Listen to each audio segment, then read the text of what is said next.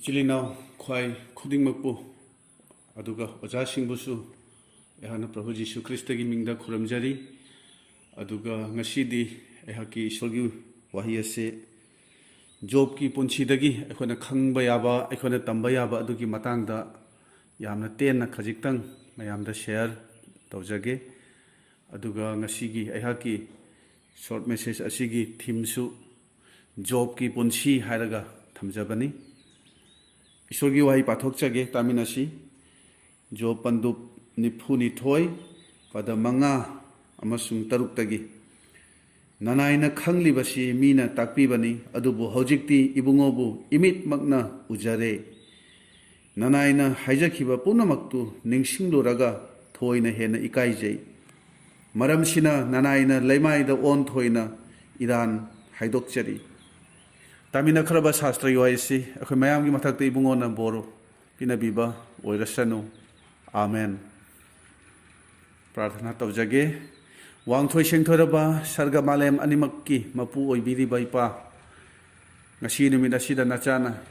ibungo nahaki asengba nanai oriba job ki punsidagi akhona tamba yaba akhona khangba yaba ibungo nahaki wahi khajiktang haidok jage haina thorang tawjari bani ipaibungo nahangna pangbiu ehake chin leiton khonjel khudingmak ibungo nahangna sijin nabiu tagadaba khudingmakta ibungo nahaki thawai gi oiba pangal na honana ibungo nahangna pinabiu प्रभु जीशु की मिंगदा निजरी बनी आमेन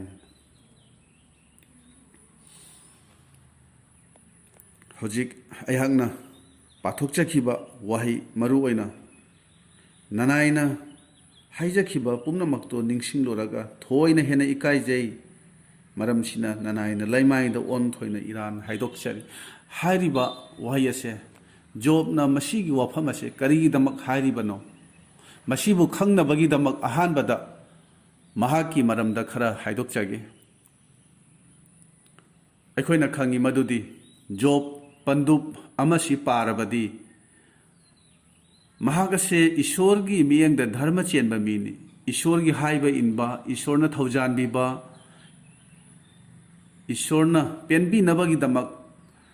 महागना कटफम थोकप खुदिमक चपचाना कच्चब मीनी अदुबु खंगहौदना job की पुंसीदा खंगमदबा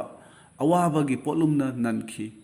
मागी लेजरंब लन थुम सासन पुमनमक मांगताखी मागी लेजबा मचासिंग फावबा पुमनमक सीखी मागी हक्चांग फावबा अपात अपोमना योमसिंदुना यामना तुकच्चबा फिबम अमदा माग असे लेखिबनी मागी नुंगाई याइफरबा पुंसीदो खंगहौदना पुमलोय लोयबा हाइबदो ओइखी मागी पुंसीना ओइरिबा फिबमदो करीगिनो करमननो कनाना ओइहल्लिबनो मसी करीमता मांगना खंगबा ngमखिदबनी मतम मदुदा मागी मरुप अहुमना माबु हंगबा लाई तसेंगबदी मरुप तो मखोय अहुम नत्ते मरीनी अहुम अदुदी वांग चावी अदुबु मरी सुबदुदी मी पिई महाक्ति करीसु ngang अदुबु माकी वारी असी लोसिलकपदा महाकना ngang अखोयना उबा फंगबनी अदुना मरुप अहुम अदुना जॉबता मराल सीदुना ngang हवी नंगना ईश्वरदा लानबगी हाइबा इंदबगी थाजबा यादबा ओइबगी मागी वही थौसादबगी ईश्वरदा कटफम थोकपदो कत्तबगी असिना चिंबा मयाम अमा हाइदुना जॉबपु मराल सीखी असिगी मरमना ngasi nangna nangliba awabase असीनी असुमना हाइदुना महाकु मराल सिबिखी अदुना जॉब पंदुप 53 फावबा पारगदी असीगुंबा मखल मखल की मराल मयामसी थैजिनबगी मतांगदा इखोइना उबा फंगी अदुबु मरुप अहुम अदुना मराल सिरिबा असीगी मायोक्ता जॉबना तसेंगना लांजदबा असेंगबा अचुंबा ओइरिबा महाक अदुनदी अदुगुंबा करी अमता नत्ते आइना ईश्वर की मफमदा करिसु लानबा अमता लैखिदे असुमना हाइदुना मसा ngakthokchanaba hotnabado ikhona uba phangi adubu marup ahum adunadi nangna soidana aranba kharadi ईश्वरगी मफमदा यावरमगनी हाइदुना मसी कन्ना हाइबसे इखोइना उबा फंगी अदुगी मरमना नंगना अशुक तमथीरबा खुदोंग थीबा अवाबसे नंगलीबने हाइदुना मखोइना जॉबपु मराल सीबदो लेपखिदबनी मसीगी मतांगसी अखोई अमुक्तंग खंथमिनसी ngasi aikoigi irakta thajaba ichilinaw singi marakta kanagumba amana awa ana thengnarabadi changeng ama thengnarabadi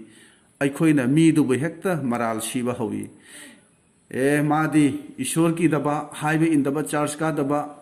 katpham thokpa karimata kattaba asina chingba mayam ama hairaga aduna mahaksi awaba nanglibani haina hekta khanba yawi masimak job ki marup ahum masina tawribani खमीनब याबदी Job ती तसेंगनमक ईश्वर की मियेंग धर्म चेंबा असेंग नुपा अमनी महागना मसी नाकथोकचनब ngangliba pumba achumbani lalibadi magi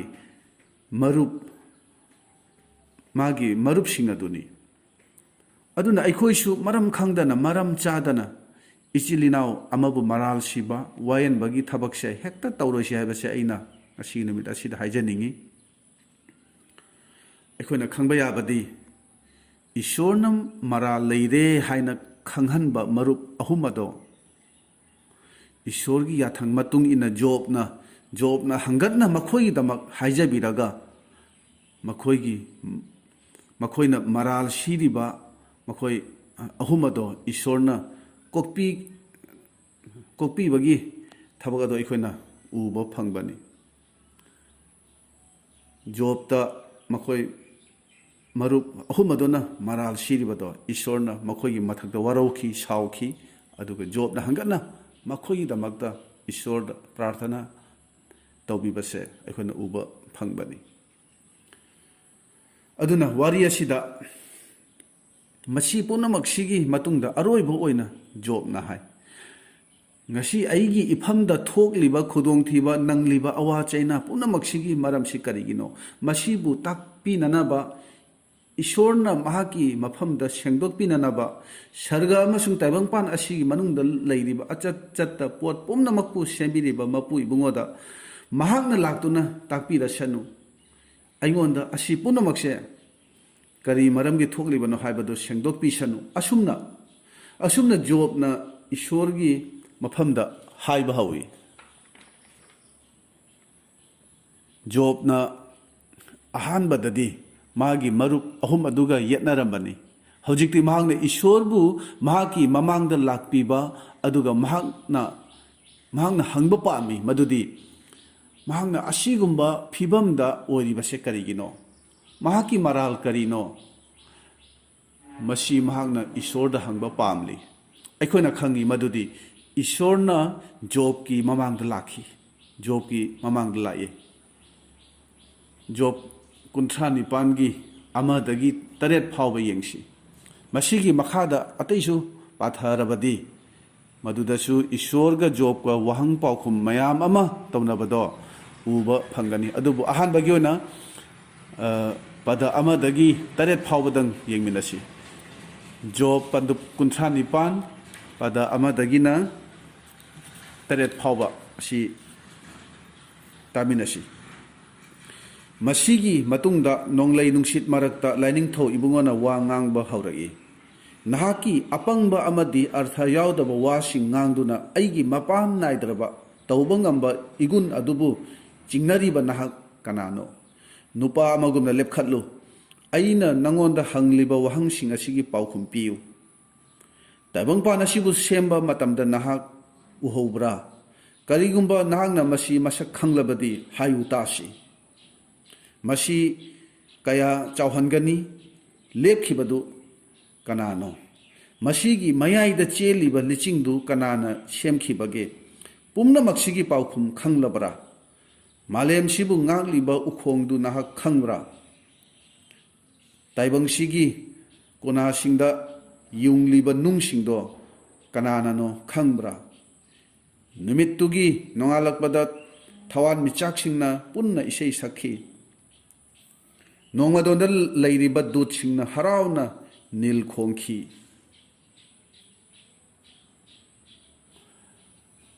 मसीनी मसीगी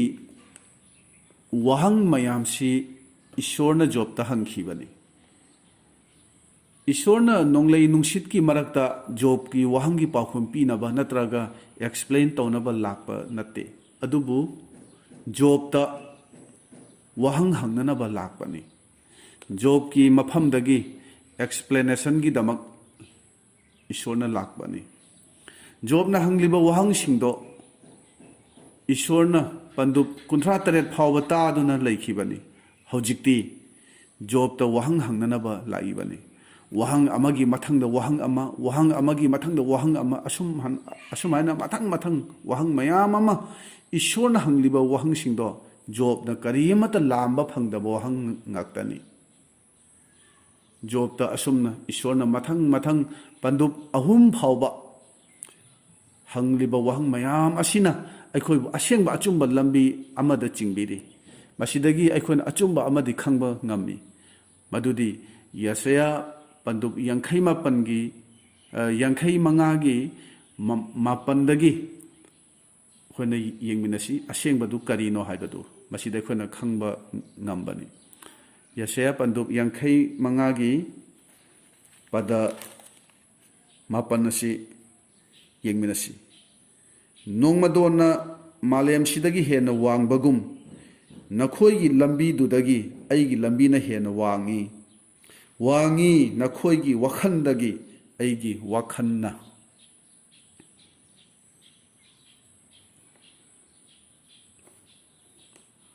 मरम असिना मसिदगी अखोयना खंगबा याबसे ngasi nang aina oiriba phibam asida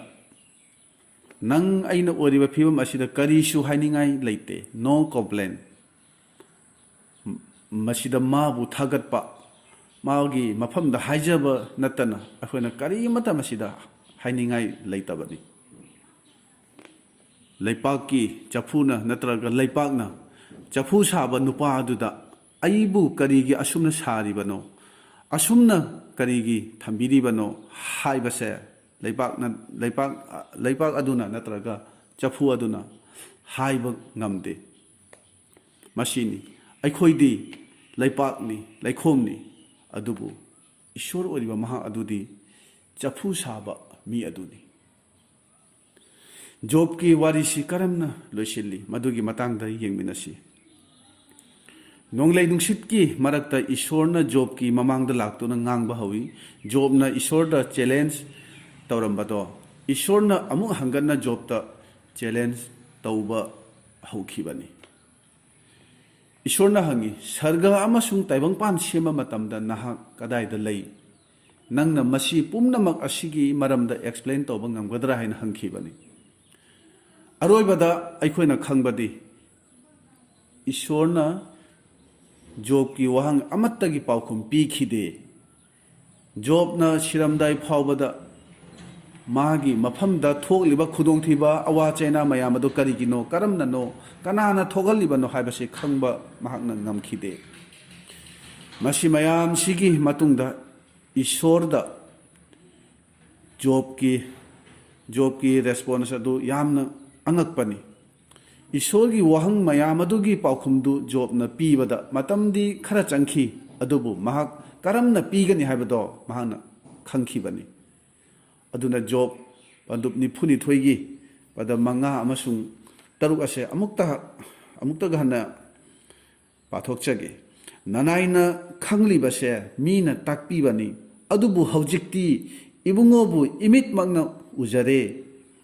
ननाइना हाइजखिबा पुमनमक्तो निंगसिंग लुरगा थोइना हेना इकाइजै मरम असिना ननाइना लैमाइदा ओन थोइना इरान हाइदोकचरी जॉबना मसाबु तुकच्चबा फावयेना हाइखिबनी मरमदी महाकना सर्ग मालेमगी मपु ओरिबा मपु इबुंगोदा एक्सप्लेनेशन डिमांड तौरुरिबनी वहंग सिंगदो हंगलुरिबनी मसी खनबदा जॉबना लैमाइदा उफुल्लक्ता ओन थोइदुना इरान हाइदोकचरी हाइना पाउखुम पीखिबनी महाकना हाइ आइना नहाकी मरमदा तारंबनी हौजिक्ति ऐगी इमित मगना नंगबु उजरे जॉब की पुंसी असिदगी अखोना तंबा याबदी ईश्वरगी मरमदा अखोइना खंगबा यामना लाई अतोपना ईश्वरगी मरमदा करी करी हाइरी करमना ताकपीरी मीना ईश्वरबु खंगबगी मवोंग डॉक्ट्रिन खंगबगी मतंग असिना चिंगबा मयाम असे खंगबा यामना फै क्रिस्टियन पुंसिदा मसी अफबा ngaktani फत्तबा अमता याउदे अदुबु हाइजनिंगबदी अखोइना ईश्वरगी मरमदा खंगबा खक्तदा पेंथोक्तुना लैरबा अदुम ओइनमक ईश्वरगा लोइनाना चटमिनदबा ईश्वरगा लोइनाना हिंगमिनदबा माबु सेंगना खंगदबा मी ओइरगदी नोंगमा अखोइ सोइदना खुदोंथीबा तागनी अवाबा नंगनी पुकनिंगदउ अखोइ पुकनिंगदा वाहंग कयाना थनगनी थमोइदा चिंगनबा कयाना पिक थनगनी अरानबा लंबी अरानबा वाखलदा चखिबा याबनी करिगुंबा अखोइना पर्सनली एक्सपीरियंस ओइद्रगदी मीना थाजबदुगी मतुंग इल्लगा अखोइसु थाजबा ओइरगदी नोंगमदी चिंगनबा अमसुंग पुकनिंगदा वाहंगना थनबा मी ओइगनी हाइबसे अखोइ खंगमिनसी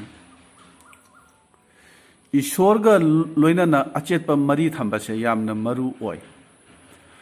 अखोइगी नाना ताबा खक नतना थमोइना माबु येंगजबा थमोइ सेंगना माबु नुंगसिजबा